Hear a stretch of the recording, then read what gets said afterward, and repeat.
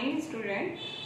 आज हम class 5th में chapter number 3 factor and multiples को आगे बढ़ाएंगे। कल हमने आपको कुछ इसके सम्स कराए थे और फैक्टर्स क्या होते हैं ये आपने बता दिया था। अब हम उसी को कंटिन्यू करते हुए कुछ सम्स आज करेंगे। तो सबसे पहले क्वेश्चन नंबर है हमारी स्किल की question number 1, right all the factor, write all the factor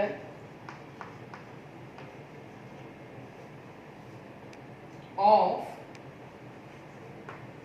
each number।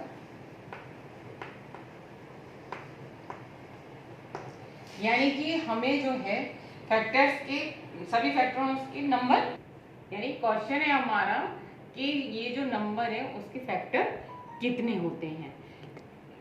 तो कहने का मतलब है, मान लीजिए हमारे क्वेश्चन नंबर 1 का ए है 8। हमें ये बताना है कि 8 के कितने, मतलब 8 जो है किस किस टेबल में आता है, हमें ये बताना है। कहने का मतलब है आपका कि जो 8 है जो किस किस टेबल में आता है, यानी उसके फैक्टर्स क्या है। जैसे मान लीजिए 8, ठीक है, उसका आंसर क्या होगा। 8 किस किस टेबल में आता है, 2 के टेबल में, 1 के टेबल में, 2 के टेबल में और 4 के टेबल में और 8 के टेबल। ठीक है, 1 का टेबल हम बोलेंगे तो 8 आएगा, 2 का टेबल बोलेंगे तो 8 आएगा, 2 के टेबल में 4 का टेबल बोलेंगे तो 8 आएगा और 8 का टेबल बोलेंगे तो ये हमारे हो गए फैक्टर। ठीक, सेकंड है हमारा बी है यानी कि 12। 12 के फैक्टर क्या है, 12 किस किस के टेबल में आता है। सबसे पहले हम 1 तो आता है ये सबके, और फिर है 2 के टेबल में भी 12 आता है, 3 के टेबल में भी 12 आता है, 4 के टेबल में भी 12 आता है, 6 के टेबल में भी 12 आता है और 12 के टेबल में भी 12। ये हो गया हमारे 12 के फैक्टर्स। अब है क्वेश्चन सी का है 22। ये देखिए, ये भी हमारे 1 के टेबल में आएगा,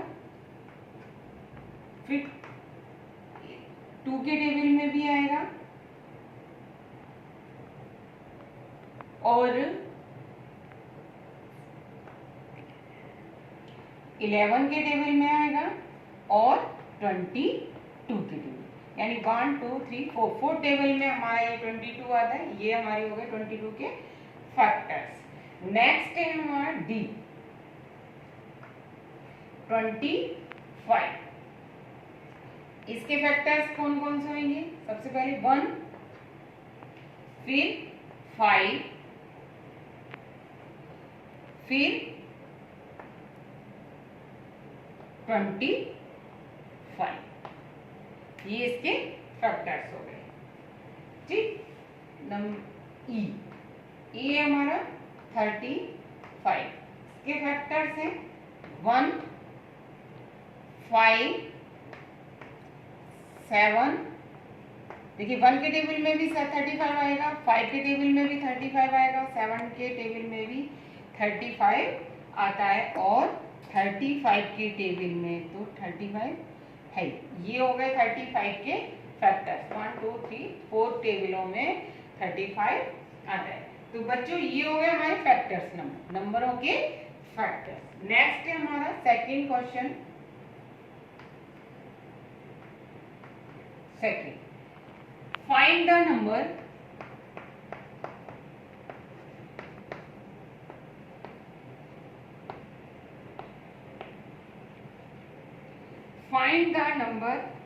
of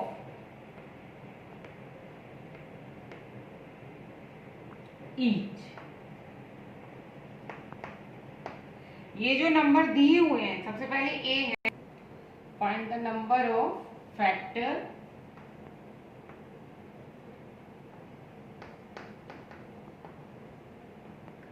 फैक्टर्स ऑफ ईच। ठीक है, ये हमारा क्वेश्चन हो गया। इसमें हमें नंबर बताने कि इसमें कितने फैक्टर है। सबसे पहले ए में है मान लीजिए 19। 19 के कितने फैक्टर होते हैं ये हमें बताना है कि कितने टेबल में आता है, कितने टेबल में आता है। तो 19 खाली 19 के एक ही के टेबल में आएगा, 2 में आता है। 19 किस में आएगा, 2 में आएगा। एक तो 1 के टेबल में और दूसरा 19 के टेबल। यानी इसके कितने फैक्टर वो हो गए, 19 के क्या कितने फैक्टर हुए, 1 एंड 19, 2 फैक्टर हुए। यानी कि हमें क्या लिखना है यहाँ पे, 2 सिर्फ 2 फैक्टर होते हैं। यानी हम ये नहीं लिखेंगे, मैंने आपको समझाने के लिए लिखा था। तो यहाँ पे हम मतलब इसकी 19 के कितने फैक्टर होते हैं, यानी 2 यानी 2 बार 2 टेबल में 19 आता है, एक 1 के में और 19 में। तो यानी कितने में आया, 2। नेक्स्ट है हमारा बी।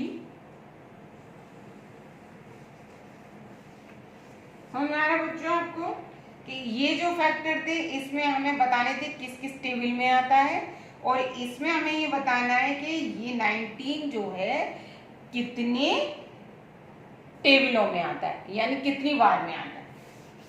दूसरा है हमारा बी 28।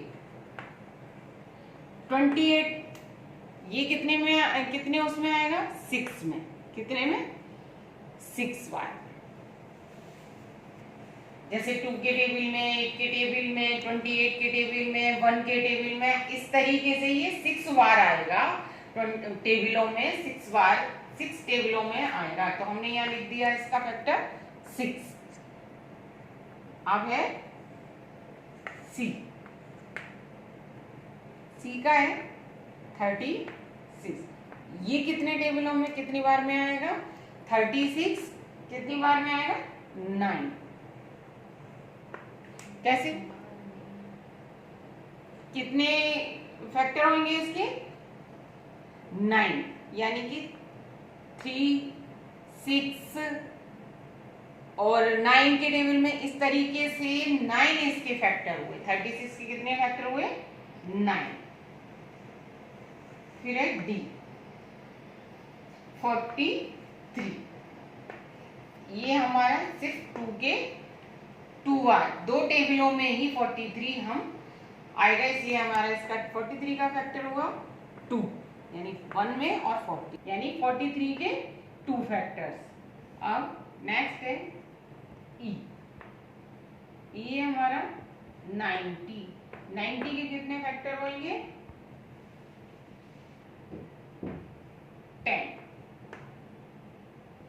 ठीक है, नेक्स्ट क्वेश्चन है third.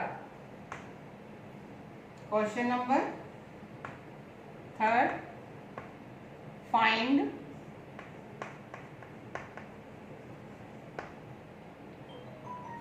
whether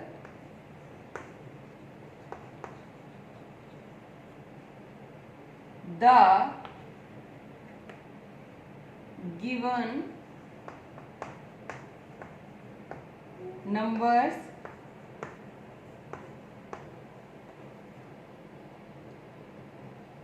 are prime or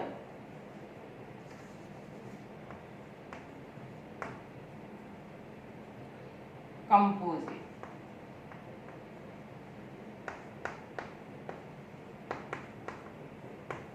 दिए हुए नंबर के हमें प्राइम और कंपोजिट नंबर बताने हैं।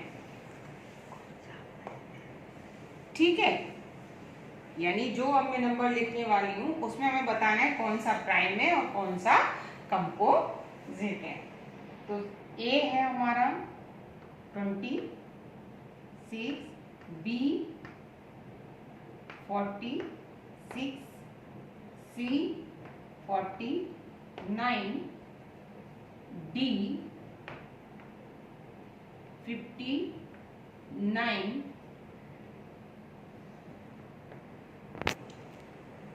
और ई 67। इसमें हमें प्राइम और कंपोजिट नंबर बताने हैं।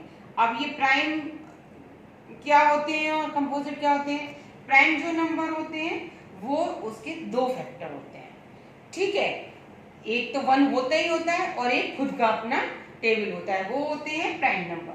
और जो 2 से ज्यादा होते हैं, जिनके फैक्टर 2 से ज्यादा होते हैं, उन्हें हम कंपोजिट कहते हैं। जैसे मतलब एक तो सबका होता ही है, एक 1 टेबल तो सबका होता ही होता है, एक अपना खुद का टेबल होता है। मान लीजिए 46 है, लेकिन उससे भी ज्यादा जो अगर किसी टेबल में आता है तो वो होते हैं कंपोजिट। तो उसमें हमें क्या हुआ, मान लीजिए 46 क्या है हमारा कंपोजिट, यानी ये 2 से ज्यादा में आता है। भाई एक 1 के टेबल में आया ही आया, एक 26 के टेबल में भी आया, फिर यहाँ पे ये 2 के टेबल में भी आ गया, ठीक है। तो ये हो गया हमारा कंपो, यानी 3 हो गया, यानी 2 से ज्यादा हो गए, तो ये हो गया हमारा कंपोजिट। Composite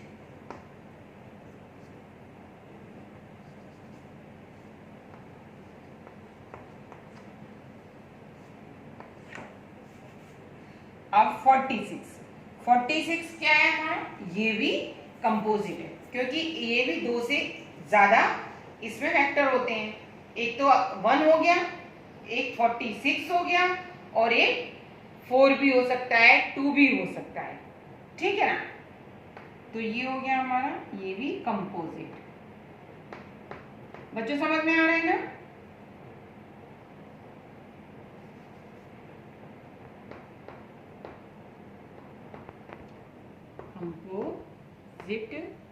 composite. अब है ये 49 हमारा क्या है बताएं, समझ में आ रहा है बच्चों? ये क्या हुआ, ये भी कंपोजिट हुआ। कैसे? एक तो 1 के टेबल में भी हो गया, फिर 49 के टेबल में भी हो गया, ये हमारा क्या कहते हैं 3 के टेबल में भी हो जाएगा, और 2 के टेबल में भी होगा। सॉरी, 2 और 3 से नहीं होगा, ये होगा ओनली 7 से, यानी कि 1 के टेबल में हो गया, 49 के टेबल में हो गया, और 7 के टेबल में, ठीक है।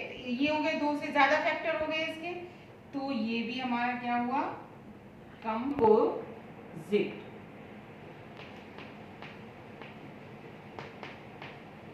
ठीक, अब है हमारा 59। ये क्या है, ये हुआ हमारा प्राइम। क्या हुआ, प्राइम, क्योंकि इसका सिर्फ दो ही फैक्टर होंगे, एक तो 1 टेबल और दूसरा उसका अपना खुद का 59, और किसी टेबल में ये नहीं आता, तो ये हो गया हमारा प्राइम। नेक्स्ट है 67, ई का क्या है 67, ये भी हमारा प्राइम। क्या है, प्राइम। क्यों? क्योंकि ये भी 2 ही में ही आता है, जहां 2 से ज्यादा होती तो कंपोजिट होता, और जब 2 होते हैं तो प्राइम होता है। तो बच्चों आपको ये समझ में आ गए कि ये हमारे फैक्टर कैसे होते हैं। Today's homework, do class work in notebook. आपको ये नोटबुक में अच्छे से सुंदर हैंडराइटिंग में करना है। सी यू टुमारो।